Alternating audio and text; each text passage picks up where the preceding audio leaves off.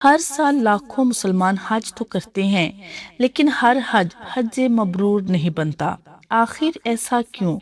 کچھ لوگ بیت اللہ سے واپس آتے ہیں تو ان کی زندگی بدل چکی ہوتی ہے، ان کے گناہ معاف ہو جاتے ہیں، دل نرم ہو جاتے ہیں اور دعائیں قبول ہونے لگتی ہیں۔ لیکن کچھ لوگ حج کر کے بھی وہ مقام حاصل نہیں کر پاتے جس کا وعدہ احادیث میں کیا گیا ہے۔ آخر حج مبرور کیا ہے؟ وہ کون سی نشانیاں ہیں جو بتاتی ہیں کہ اللہ نے کسی کا حج قبول فرما لیا، اور وہ کون سی غلطیاں ہیں جو انسان کو حج مبرور سے محروم کر دیتی ہیں؟ آج کی اس ویڈیو میں ہم بہت آسان انداز میں جانیں گے کہ حج مبرور کسے کہتے ہیں، اس کی فضیلت کیا ہے، اور کیسے ہم اپنے حج کو اللہ کے نزدیک مقبول بنا سکتے ہیں۔ ویڈیو آخر تک ضرور دیکھیں، کیونکہ ہو سکتا ہے ایک بات آپ کی پوری سوچ بدل دے۔ بسم اللہ الرحمن الرحیم۔ السلام علیکم ورحمۃ اللہ وبرکاتہ۔ محترم ناظرین، حج اسلام کا ایک عظیم رکن ہے، لیکن صرف حج کر لینا ہی کافی نہیں ہوتا۔ اصل کامیابی تب ہے جب آپ کا حج مبرور بن جائے۔ تو آخر حج مبرور کیا ہے، اور ہم کیسے جان سکتے ہیں کہ ہمارا حج قبول ہوا ہے یا نہیں؟ سب جانتے ہیں آج کی اس ویڈیو میں۔ ابن شماسہ فرماتے ہیں کہ ہم حضرت عمرو بن عاص رضی اللہ عنہ کی خدمت میں حاضر ہوئے، جبکہ وہ قریب المرگ تھے۔ وہ کافی دیر تک روئے، پھر انہوں نے اپنا چہرہ دیوار کی طرف کر لیا۔ اس پر ان کے صاحبزادے نے چند سوالات کیے، پھر انہوں نے اپنے اسلام قبول کرنے کی کہانی سناتے ہوئے فرمایا، جب اللہ نے میرے قلب کو نور ایمان سے منور کرنا چاہا تو میں رسول اللہ صلی اللہ علیہ وسلم کی خدمت میں حاضر ہوا اور عرض کیا، آپ صلی اللہ علیہ وسلم اپنا داہنا دست مبارک پھیلائیں تاکہ میں بیعت کروں۔ آپ صلی اللہ علیہ وسلم نے پھیلا دیا، پھر میں نے اپنا ہاتھ کھینچ لیا۔ آپ صلی اللہ علیہ وسلم نے فرمایا، اے عمرو، تجھے کیا ہوا؟ میں نے کہا، میری ایک شرط ہے۔ آپ صلی اللہ علیہ وسلم نے فرمایا، تمہاری کیا شرط ہے؟ میں نے کہا، میری مغفرت کر دی جائے۔ آپ صلی اللہ علیہ وسلم نے فرمایا، کیا تمہیں نہیں معلوم کہ اسلام قبول کرنا پہلے کے تمام گناہوں کو مٹا دیتا ہے؟ ہجرت گزشتہ گناہوں کو مٹا دیتی ہے، اور حج پہلے کیے گئے ہوئے گناہوں کو مٹا دیتا ہے۔ ایک حدیث میں حضرت ابو ہریرہ رضی اللہ عنہ فرماتے ہیں کہ رسول اللہ صلی اللہ علیہ وسلم نے ارشاد فرمایا، جس شخص نے اللہ کے لیے حج کیا اور اس نے اس دوران فحش کلام میں یا جماع اور گناہ نہیں کیا، تو وہ حج کے بعد گناہوں سے پاک ہو کر اپنے گھر اس طرح لوٹا جیسا کہ اس کی ماں نے اسے آج ہی جنا ہو۔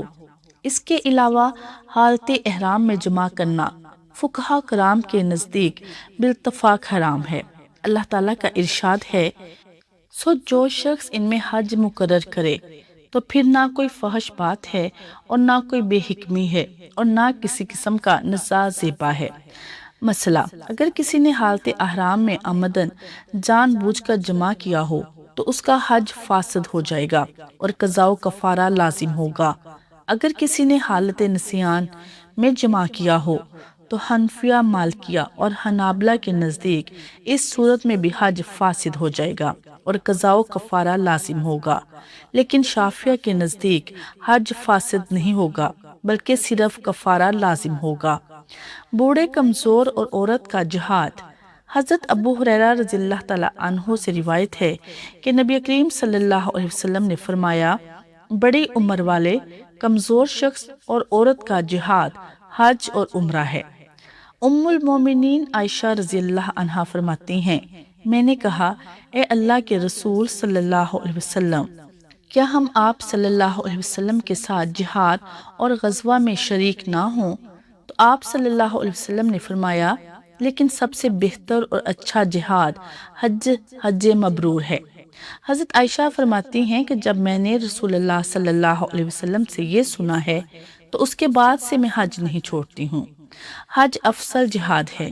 ام المومنین عائشہ رضی اللہ عنہا نقل کرتی ہیں کہ انہوں نے کہا، اے اللہ کے رسول، ہم جہاد کو افضل العمل سمجھتے ہیں، تو کیا ہم جہاد نہ کریں؟ آپ صلی اللہ علیہ وسلم نے فرمایا نہیں، لیکن بہترین جہاد حج مبرور ہے۔ ناظرین، تو اب جان لیتے ہیں کہ حج مبرور کیا ہے اور اس کی فضیلت کیا ہے۔ حج مبرور کیا ہے؟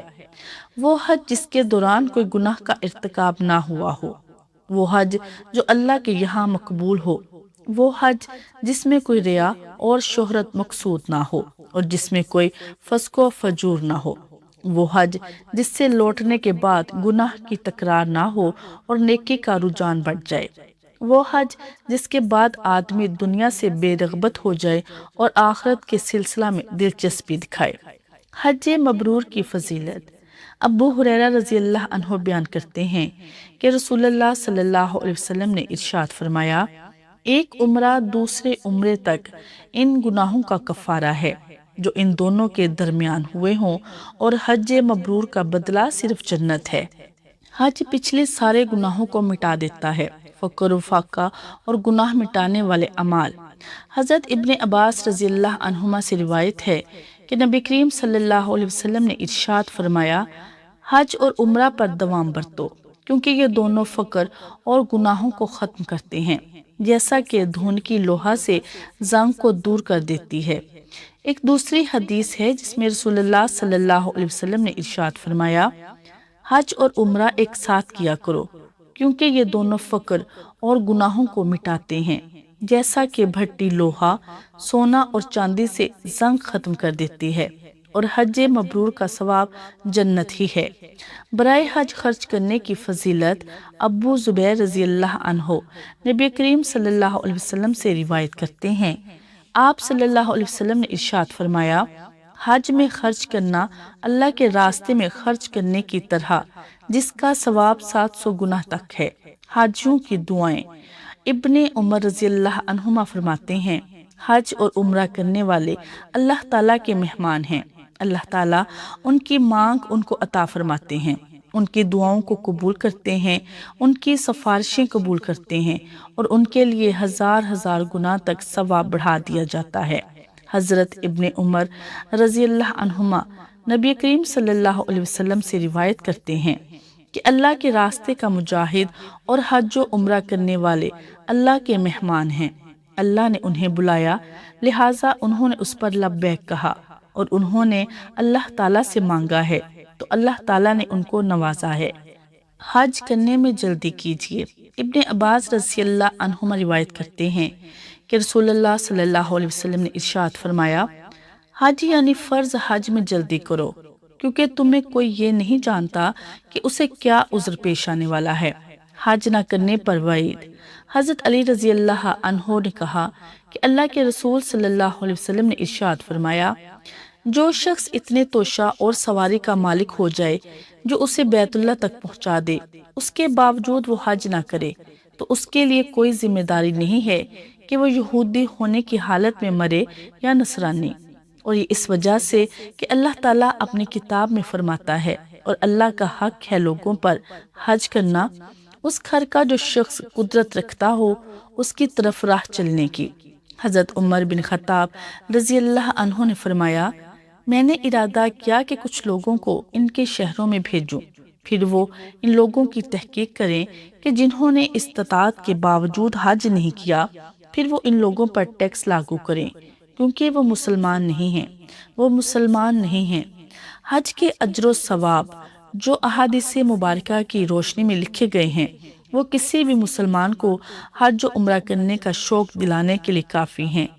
جن مسلمانوں کو اللہ تعالیٰ نے مال و دولت سے نوازا ہے، ان کو چاہیے کہ خود کو حج و عمرہ کے عظیم ثواب سے محروم نہ کریں، کیونکہ ہم ہمہ نیکیوں کے حصول اور گناہوں سے یاد سے مغفرت کے سخت محتاج ہیں۔ یہ بھی ہم جانتے ہیں کہ ہماری زندگی کا کوئی ٹھکانہ نہیں ہے، یہ کاغذ کی ایک ناؤ ہے، جہاں تک پہنچ جائے غنیمت ہے۔ آپ کی یہ 1.5 دن کی زندگی چلی گئی تو پھر کبھی واپس نہیں آئے گی، پھر حج کرنے میں کیوں تاخیر؟ اللہ ہمیں حج نصیب فرمائے جو صرف ادا نہ ہو بلکہ اس کے ہاں قبول بھی ہو جائے، ایسا حج جو ہمارے گناہوں کو مٹا دے اور ہماری زندگی کو ہمیشہ کے لیے بدل دے۔ یاد رکھیں، حج مبرور وہ ہے جس کے بعد انسان پہلے جیسا نہیں رہتا، بلکہ اس کا دل اللہ کے اور قریب ہو جاتا ہے۔ اللہ ہمیں بھی اپنے گھر کی حاضری نصیب کرے اور ہمارا حج مبرور بنا دے، آمین۔ ناظرین، ویڈیو پسند آئے تو لائک شیئر ضرور کریں۔ جزاک اللہ خیر۔